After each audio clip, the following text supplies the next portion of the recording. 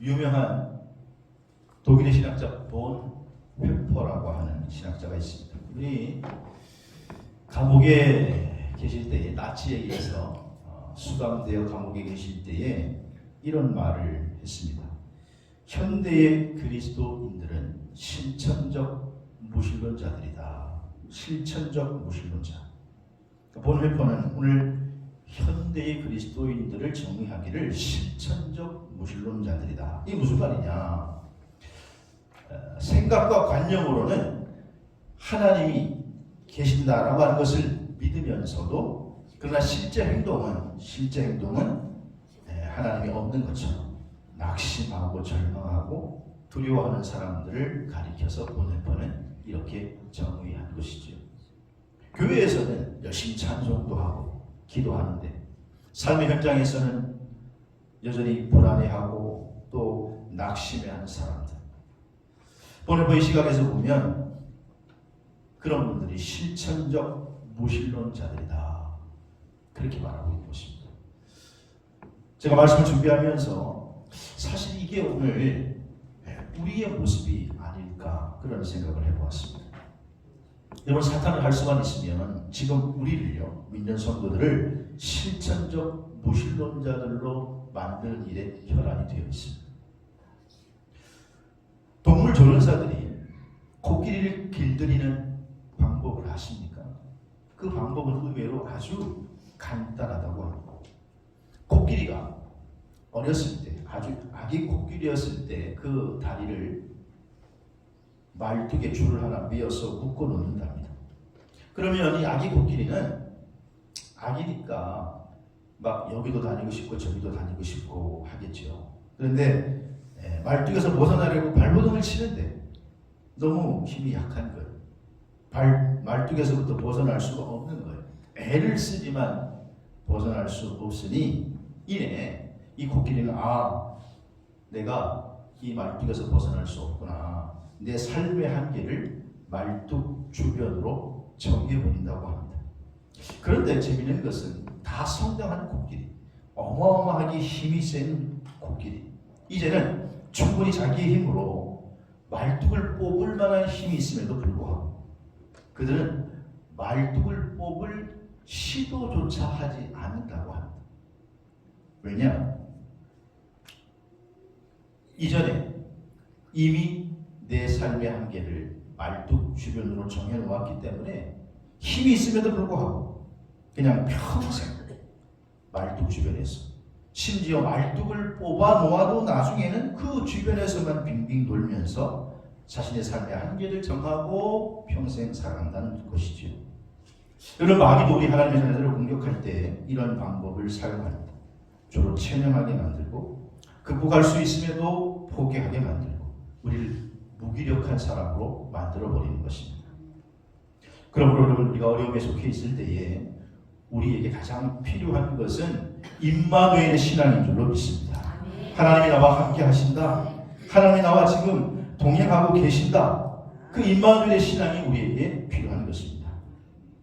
하나님은 두려워 떨고 있는 여호수아에게 이제 가나안 땅을 정복해야 하는 그런 사명을 맡게 된 여호수아, 두려워하고 있는 여호수아에게 이렇게 말씀하셨습니다. 여호수아 1장 9절에 보니까 마음을 강하게 하고 담대히 하라. 두려워하지 말라. 놀라지 말라. 내가 어디로 가든지 내 하나님 여호와가 너와 함께 하시느니라. 내 하나님 여호와가 너와 함께 하신다는 것입니다. 또 하나님은 두려워하는 이사야에게 이사야 41장 10절에 보니까 두려워하지 말라. 내가 너와 함께 하느니라. 놀라지 말라. 나는 내 하나님이 됨이니라. 내가 너를 굳세게 하리라. 참으로 너를 도와주리라. 참으로 나의 오른손으로 너를 붙들리라. 오늘 하나님의 오른손에 우리는 붙들려 있는 인생인 줄로 믿으시기 바랍니다. 그러므로 사랑하시는 우리가 이 땅을 살아갈 때에 물론 좋은 일만 일어나기를 원하지요. 하지만 그렇게 되지는 않습니다. 종종 힘든 일이 우리에게 다가올 수도 있고 어려운 일들이 우리에게 찾아오기도 합니다. 그래서 사는 것보다는 차라리 죽는 게 더 낫다. 그렇게 절망할 수도 있을 것입니다. 누구나 그렇습니다. 누구나 넘어질 수 있고 낙심할 수 있습니다. 그러나 분명한 것은 우리 주님은 지금도 우리를 포기하지 아니하시고 버리지 아니하시고 능력의 손으로 붙들어 우리를 일으켜 세워 주신 줄로 그렇게 하기를 원하시는 줄로 믿으시기를 바랍니다. 어떤 의미에서 그래서 우리 하나님은 역전의 명수이십니다. 어떤 상황이든지 하나님은 오늘 우리의 인생에 개입하시면 하나님이 우리의 인생에 개입하시게 되면 역전의 드라마가 만들어지게 되는 것입니다. 성경은 어떤 의미에서 역전의 드라마를 우리에게 소개하고 있습니다. 여러분 17살에 형들에 의해서 팔려서 애굽의 노예로 갔다가 감옥에 갇혔습니다. 누가 봐도 이제 그의 인생은 소망이 없고 끝입니다. 그런데 하나님께서 때가 되니까 그의 인생에 개입하시니 한순간에 그를 애굽의 총리로 역전의 자리로 만들어 주시는 것입니다. 불룻불에 던져진 다니엘과 세 친구 누가 봐도 다 끝이고 죽습니다.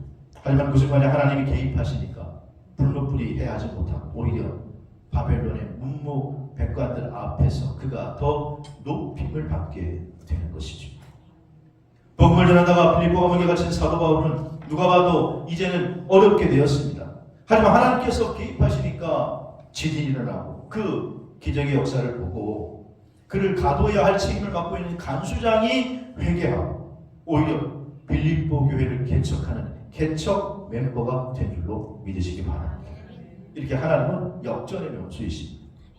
하나님 우리 인생에 개입하셔서 우리 인생에 우리와 함께 하시면 환경이 얼마든지 바꾸어지는 줄로 믿으시기를 바랍니다.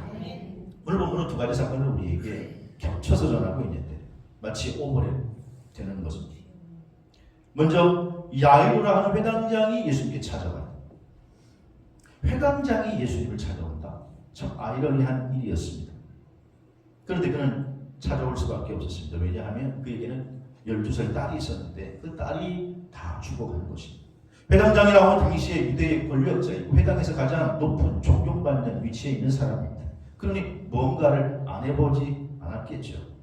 무언가를 다 시도해봤습니다.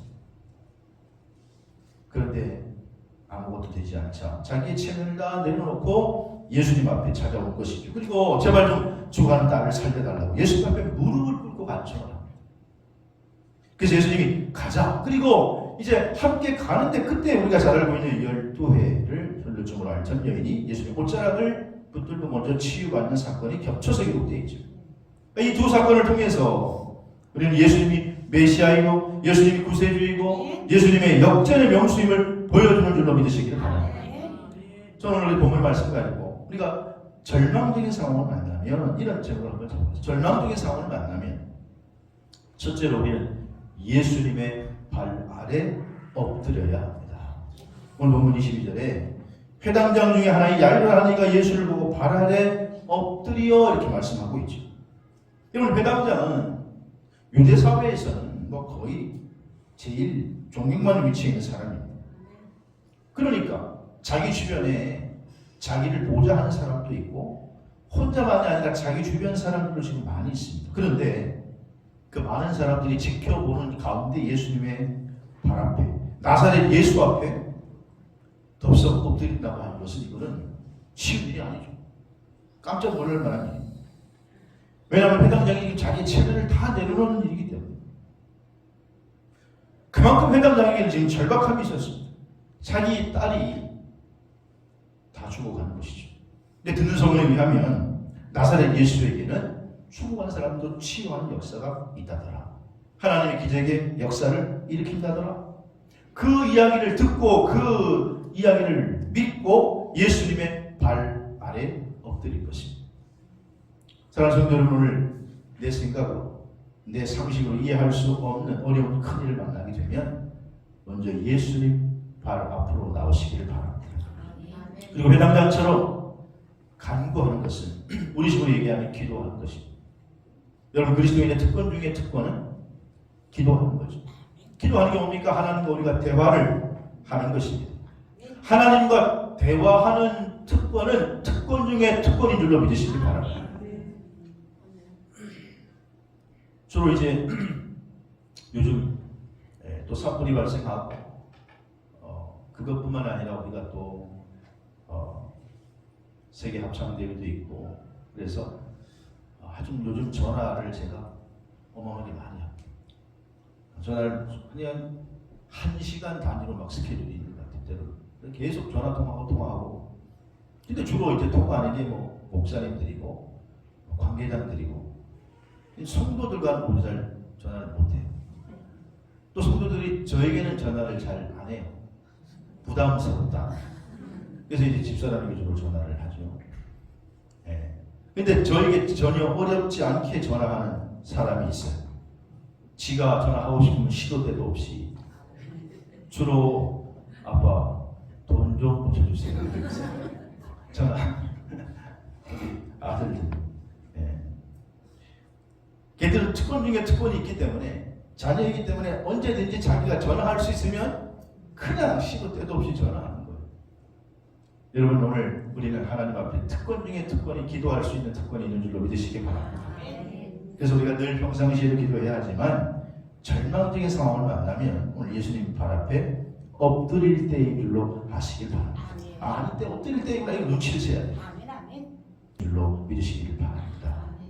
그래서 우리 그리스도인들에게 절망적인 상황을 만나면 우리는 눈치를 채야 돼요. 지금 바로 예수님의 발 앞에 엎드려야 할 시간이구나. 그러면 하나님께서 역사하시는 것입니다. 세계적인 영화배우 찰리 채플린이 우리에게 의심장한 말을 했는데 인생이 무엇이냐? 인생이 무엇이냐? 한마디로 인생은 멀리서 보면 희극, 가까이에서 보면 뭐겠어요?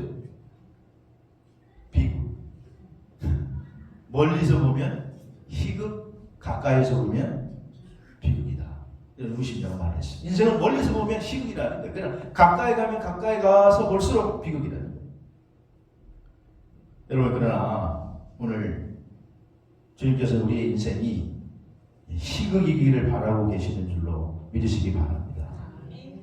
근데 대부분 오늘 참 우리 인생은 가까이 가면 가까이 갈수록 비극이 많은 게 우리의 인생일 수 있다는 거예요. 그러나 인간이 진짜 살아가야 할 인생, 우리 주님이 진짜 원하시는 인생, 우리 하나님의 자녀로 불러서 우리 하나님 나라의 백성의 주인공으로 되게 하신 이유는 뭐냐? 하나님께서 우리 인생을 희극으로, 희망이 넘치는 인생으로 축복하기를 원하시는 거예요. 근데 우리에게 종종 절망적인 환경이 찾아오지요. 어떻게 말릴 수가 없죠. 그런데 이때에 이재영 씨가 쓴 희망도 습관이다라고 하는 책이 우리에게 감동을 줍니다. 이 책의 내용은 우리 그리스도인들이 세상 모든 사람들에게 그러니까 희망을 주는 존재로, 아니 희망을 주는 그런 인생을 살아갈 수가 있다는 것입니다.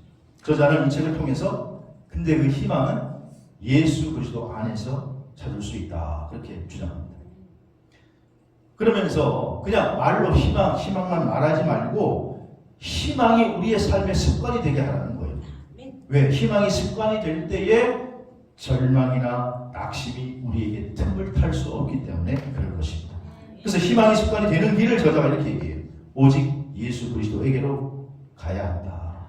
예수 그리스도 안에 머물 때에 희망이 있을 수가 있다는 거예요. 그래서 저는 절망적인 일을 만나면 우리가 의도적으로라도 이런 희망적인 습관을 가져야 되겠구나. 그래서 여러분 절망이 우리에게 찾아오면 이런 말을 좀 해보시는 게 어떨까요? 뭔가 뜻이 있겠지. 내 생각이나 내 지식으로 내 상식으로 도저히 이해가 안 갈 때 우리가 이렇게 말하면서 이렇게 희망을 가지는 습관을 좀 가지면 좋겠어요. 옆에 사람에게 한번 얘기해 보세요. 옆에 사람 바라보시면서 저를 바라보지 마시고 뭔가 뜻이 있겠지. 시작.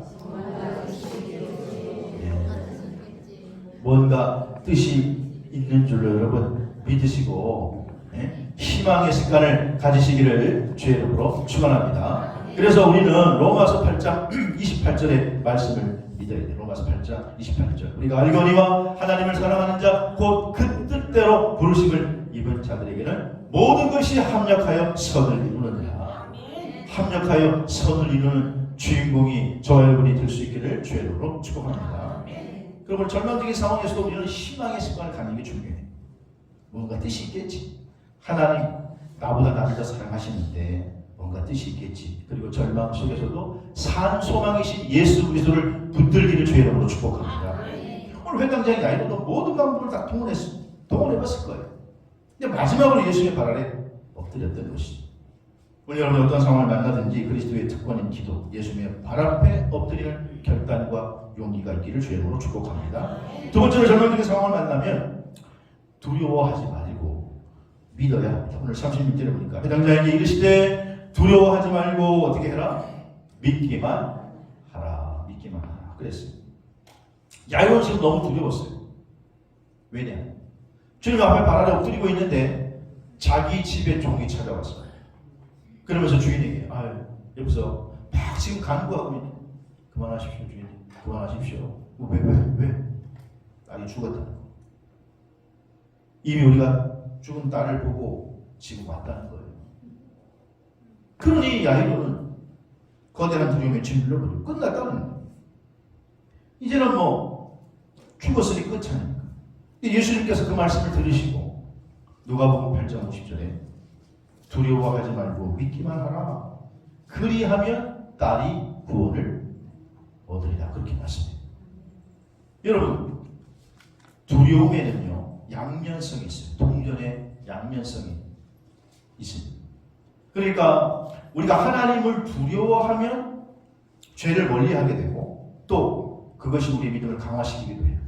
그런데 우리가 환경을 두려워하면 그것 때문에 그 두려움 때문에 우리의 믿음이 약화되고 깨져버리게 돼요. 양면성이 있습니다. 여러분 다윗과 골리앗의 싸움을 아시죠? 이스라엘 백성들이 다 전쟁에 나갔습니다. 그런데 예상치 못한 거대한 거인이 나타나서 골리앗이 3m가 넘습니다. 그러면서 예전 고대 전쟁은 1대1 싸움이에요. 나와 붙을 장수가 나와서 내가 지면 우리 민족이 다 너의 부하가 되고 노예가 되고 내가 이기면 다 너의 민족이 우리 민족이 노예가 되라. 그런데 워낙에 무시무시한 골리앗이니까 이스라엘 진영이 어떤 병사도 어떤 장수도 나가지 못합니다. 근데 이 전쟁은 끝났다, 졌다 이렇게 생각하는 거예요. 모든 이스라엘 백성들이 두려움에 휩싸여 있습니다. 그런데 그때 소년 다윗도 두려워하는 대상이 있었는데 그는 골리앗이 아니라 하나님을 두려워하는 존재였어요. 그래서 이렇게 얘기합니다. 너는 칼과 단창으로 내게 나아오니와 나는 만군의 여호와의 이름으로 내게 나아가노라. 다윗은 하나님을 두려워하는 존재였고 그래서 그에게는 용기가 생겼어요. 두려워하지 않는 대상이 있었고 자기가 두려워하는 그분과 함께 전진한다라는 거예요. 그랬을 때 그는 골리앗을 쓰러뜨리고 이기게 되는 것이죠. 여러분 그런 의미에서 두려움은 다 나쁜 게 아닙니다. 환경을 두려워하는 것은 환경이 우리를 망가뜨리지. 환경을 완전히 폐해 상태로 만들어 놓지. 그러나 우리는 하나님의 백성은 하나님을 경외해야 하는 백성인데 경외라고 하는 말 자체에 두려워하다는 말이 있습니다. 두려워하고 공경하는 것을 경외라고 합니다. 하나님 앞에서는 그 자세가 필요한 줄로 믿으시기 바랍니다. 느헤미야 4장에 보면 느헤미야가 이스라엘 백성들을 데리고 귀환하고 무너진 이스라엘 성벽을 재건시키는 말씀을 기록하고 있습니다. 느헤미야는 포로 2세대. 벌써 나라가 망해서 남의 나라에 포로로 끌려갔고 2세대입니다. 그래서 2세대로서 다른 나라에 가서 살지만 그 나라에서 소위 입신양명을 해서 느헤미야는 그 나라 왕의 술같은 관원장. 소위 말이 이상하게 들릴지 몰라도 지금 우리 직책으로 얘기하면 비서실장 좀 됐다. 비서실장. 높은 권력가입니다. 그런데 어느 날 참혹한 소식을 듣는데 자기의 고국 예루살렘 성이 처참하게 무너졌다는 소식을 듣죠. 그 아름다운 성문들이 다 회파되고 불로 소화가 됐다. 그러니까 뭐 백성들의 삶은 피폐한 일로 말할 수가 없습니다. 느헤미야도 그 얘기를 듣고 너무나 처참하게 조국이 망했다는 소식을 듣고 가슴을 찢으며 그가 아파하고 그리고 하나님 앞에 구합니다. 우리 조상들의 죄악을 용서해 주십시오. 그리고 좀 그 땅을 회복시켜 주십시오. 근데 하나님께서 마침내 느헤미야에게 기회를 주셔요. 그래가지고 느헤미야의 기도가 응답이 돼서 느헤미야가 자기의 조국 예루살렘 총독으로 임명받아 고국으로 돌아가게 됩니다. 그래서 그 일과 함께 이스라엘 백성들을 데리고 무너진 성읍을 다시 세우는 막중한 업무를 감당하게 되는데 그런데 조국에 가봤더니 무너진 조국에 가봤더니 수많은 이방 민족들이 벌써 호시탐탐 노리면서 그 조국의 재건을 방해하는 거예요. 많은 어려움에 부딪히게 됩니다. 그때 낙심에 빠진 백성들을 향해서 느헤미야가 이렇게 얘기해요. 느헤미야 4장 14절에 너희는 그들을 두려워하지 말고 지극히 크고 두려우신 주를 기억하라. 지극히 크고 두려우신 주를 기억하라. 누구를 두려워해야 하는지를 기억하라는 거예요. 사람을 두려워하지 말라는 거예요. 그래서 느헤미야는 크신 하나님을 바라보고 기도하며 결국은 모든 주위의 방해와 위협과 비웃음 가운데도 이스라엘 성벽을 재건 사업을 마칠 수 있었는 줄로 믿습니다. 우리 느헤미야 같은 믿음이 필요한 거예요. 오늘 문제와 두려움, 절망보다 크신 하나님을 바라보고 믿을 때 하나님께서 큰 일을 행하실 것을 우리가 두 눈으로 목도하게 될 줄로 믿습니다. 그리고 절망적인 상황을 만나면 처음에 오는 마음은 다 두려워하는 마음이에요. 그런데 기도로 성령과 함께 하시기를 바랍니다. 그리고 주님을 믿는 믿음을 더 강화시켜서 두려워하지 말고 믿어야 될 줄로 믿습니다. 하나님이 회복시켜 주실 것이다. 이렇게 세워 주실 것이다. 사탄이 어느 날 청년 하나를 찾아왔습니다. 이 청년은 사업하다가 쫄딱 망했습니다. 지금 그래서 너무 돈이 필요해요. 급전이 필요해요. 사탄이 근데 이 청년에게 말합니다. 10개의 병이 있는데 조그마한 병들을 쫙 보여주면서 자 여기 10개의 병이 있는데 9개의 병에는 꿀물이 들어있고 1개의 병만 포이즌, 독약이 들어있더라. 그러니 이 가운데 너가 아무거나 골라서 하나를 마시면 내가 너에게 필요한 엄청난 돈을 다 주겠다. 여러분 같으면 마시겠습니까? 마시겠습니까?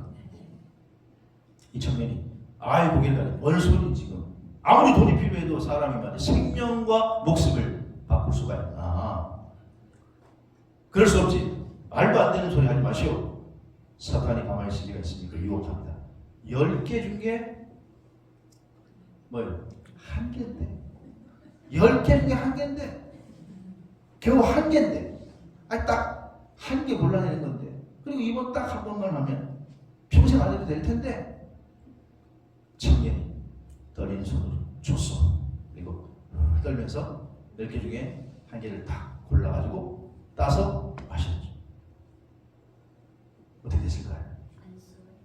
청년은 환호성을 지르면서 야 살았구나, 야 살았구나.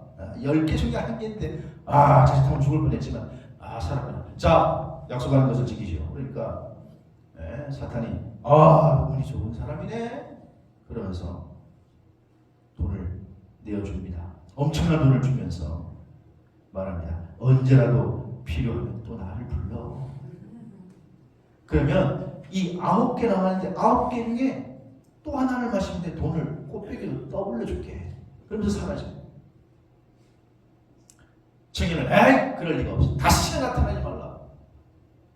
그런데 웬일입니까? 청년은 오랜 방탕 생활로 또 그 돈으로 그냥 흥청망청 쓰다 보니 만신창이가 되어버렸어요. 돈이 떨어질 때마다 사탄을 부르고 불렀습니다. 어느덧 청년은 백발노인이 됐어요. 그에게 남은 건 술과 마약밖에 없어요. 근데 이제 병이 딱 몇 개 남았느냐? 2개 남았어요. 이제는 폐인된 노인이 떨리는 손으로 또 사탄에게 찾아갔어요. 사탄이 2개의 병을 가져왔어요. 이 노인에게 백발노인에게 말합니다. 2개 중에 하나를 골라. 확률은 50%야. 아직도 50%의 가능성이 있어. 노인이 그렇죠. 좋다. 마시죠. 따가지고 마셨습니다. 어떻게 됐을까요? 죽지 않았습니다. 와, 그래 나는 운이 대박인 놈이다. 끝까지 살아남았다. 야, 내놔라. 돈 내놔라. 이게 이제 끝이다. 근데 그때 사탄이 그 노인을 비웃으면서 1개 남아있는 잔을 뚝 따더니 자기가 마시고 그런데 사탄도 죽지 않았습니다. 자, 이래도 네가 이겼냐? 원래부터 독약이라는 없었다. 근데 너는 돈이라는 그 극약에 이미 죽어가고 있었지. 너는 천하보다 귀한 인생을 돈이라는 극약에 팔고 있었던 거야. 나는 너의 청춘을 망가뜨렸고 너의 인생을 망가뜨렸지. 너는 사람으로 태어나서 아무것도 보지 못하고 오로지 돈만 아는 그러한 최고의 바보가 되어버리고 말았지. 내 작전으로 말이야. 이 청년은 노인 될 때까지 또 그 극약을 선택할 때마다 매번 그 병들을 놓고 선택할 때마다 얼마나 두렵고 떨려오겠습니까? 내가 잘못 선택하면 이거 죽는데 하면서. 여러분 인생을 살아가면서 인생에 두려움이 없을 때가 너무나 많이 있습니다. 여러 가지 이유로 인해서 때로는 질병으로, 때로는 사업으로, 때로는 재난으로, 때로는 인간관계에 있어서. 근데 그때마다 그 두려움을 극복하는 방법은 우리가 약물이나 음주나 마약의 갖가지 방법으로 우리가 두려움을 극복하려고 하지. 그러나 그것으로는 우리의 두려움을 온전히 이길 수가 없습니다. 오히려 그것은 우리를 더 죄악의 사슬로 묶고 사망으로 끌고 가는 것이. 성도들이 두려움을 이길 방법은 주 안에 있을 때 두려움을 이기는 줄로 믿으시기를 바랍니다. 그래서 빌립보서 4장 4절에 사도 바울은 이렇게 얘기해요. 주 안에서 항상 기뻐하라. 내가 다시 말하노니 기뻐하라. 어디 안에서? 주 안에서. 오늘 주님께서 회당장 야이로에게 두려워하지 말고 믿기만 하라. 그리하면 구원을 얻으리라. 여러분 전망적인 상황을 만나면 우리의 믿음은 두려움과의 싸움이 될 것입니다. 그러나 주님이 주시는 믿음으로 이기시기를 주여로 축원합니다. 세 번째로 절망적인 상황을 만나면 우리는 절망이 기쁨으로 바뀌는 은혜를 경험하게 됩니다. 오늘 42절에 뭐라고 얘기합니까? 주님께서 달리다고 소녀야 일어나라 하니까 소녀가 일어나서 걸으니 나이가 12살이라. 여러분 한번 생각해 보세요. 예수님이 그 집에 도착했을 때 이미 아이가 죽었어요. 예수님께서 지금 베드로와 요한을 데리고 그 집에 야이로와 함께 들어갑니다. 그랬더니 그 집안에 이미 통곡이 가득합니다. 왜냐하면 유대인에게 첫 번째 장례식의 절차는 애곡입니다. 애곡. 우는 거예요.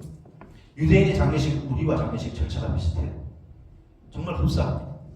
그래서 집안에 애국하는 사람이 없으면 아무리 가난한 사람이라도 돈을 사서 곡하는 사람을 불러요. 최소한 2명. 근데 그 집은 회당장의 집이니까 이건 뭐 주변의 주민들, 밑에 있는 식솔들, 어마어마한 사람들이 와서 지금 아이고 하면서 우는 거예요. 예수님이 들어가시면서 말씀하십니다. 울지 마라. 이 아이가 죽은 게 아니라 산다. 그러니까 둘러서 무리들이 오늘 성경에 보니까 뭐라 그랬어요? 비웃더라. 아니 내가 죽은 걸 봤는데 잔다고 비웃더라. 예수님께서 야이로와 가족들을 데리고 가히 누워있는 방으로 들어가십니다. 그리고는 소녀의 손을 잡고 달리다고 소녀야 일어나라. 소녀야 일어나라. 그랬을 때에 소녀가 일어나라고 하는 이 한마디에 일어나게 된 줄로 믿습니다. 여러분이 이때 회당장 야이로의 마음이 어떻겠어요? 절망의 끝자리까지 내려갔어요. 아니 오자마자 집에서 이미 죽었다고 하는 이미 그 소식을 또 들었고, 근데 주님이 개입하시고 역사하시니 일어나라고 하는 이 한마디에 벌떡 일어나는 거예요. 아마 그의 마음은 이건 인간으로 표현할 수 없는 엄청난 희열과 기쁨이 감쌌을 것입니다. 여러분 주님이 지금도 역사하시면 얼마든지 절망이 기쁨으로 바뀌는 줄로 믿으시길 바랍니다. 여기 일어나서라고 하는 아네스테라고 하는 헬라어는 부정과거형으로 쓰였고, 이 소녀가 걸으니라고 하는 단어는 미완료형으로 쓰였는데 무슨 말이냐 하면, 부정과거형은 소녀가 시름시름 병상에서 천천히 일어난 게 아니라 예수께서 소녀야 일어나! 그러니까 이 소녀가 벌떡하고 일어났다는 거예요. 그리고 미완료형은 그녀가 죽음의 자리에서 일어난 뒤에도 한번 그냥 순간적으로 일어났다 그대로 있는 게 아니고 계속해서 지금 방 안을 계속 걸어다니고 생생하게 살아있다라고 하는 것을 보여주는 거예요.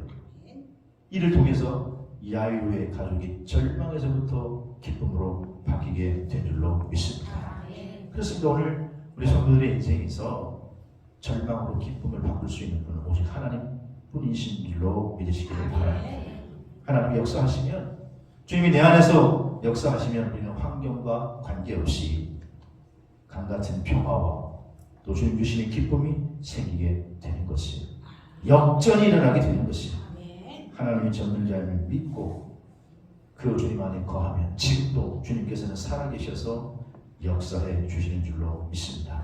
지금은 성령님께서 우리와 함께 역사해 주세요. 고린도서 3장 16절 보니까 너희가 하나님의 성전인 것과 너희 안에 성령이 계시는 줄 알지 못하느냐. 보이지 않지만 우리가 그 성령님이 우리와 함께 탄식하시고 우리와 함께 동행하시고 우리의 기도를 들어 응답해 주시는 줄로 믿습니다. 내 안에 계신 성령님이 나의 형편을 너무나 잘 알고 있습니다. 나보다 나의 형편을 잘 알아요. 나의 절망도 아시고 나의 상황도 아시고 내가 배신당한 것도 아시고 내가 지금 힘들어 어려워하는 내 형편도 아시고 내 육체가 질병에 든 것도 성령님은 아시는 줄로 믿으시기를 바랍니다. 중요한 건 오늘 야이로처럼 예수님 발 앞에 나가 엎드리십시오. 그리고 환경이 주는 두려움, 주님이 주시는 믿음으로 환경을 이기시기를 바랍니다. 그리하면 절망이 기쁨으로 바뀌게 될 것입니다. 그런 좋아요 될 수 있기를 주의 이름으로 축복합니다.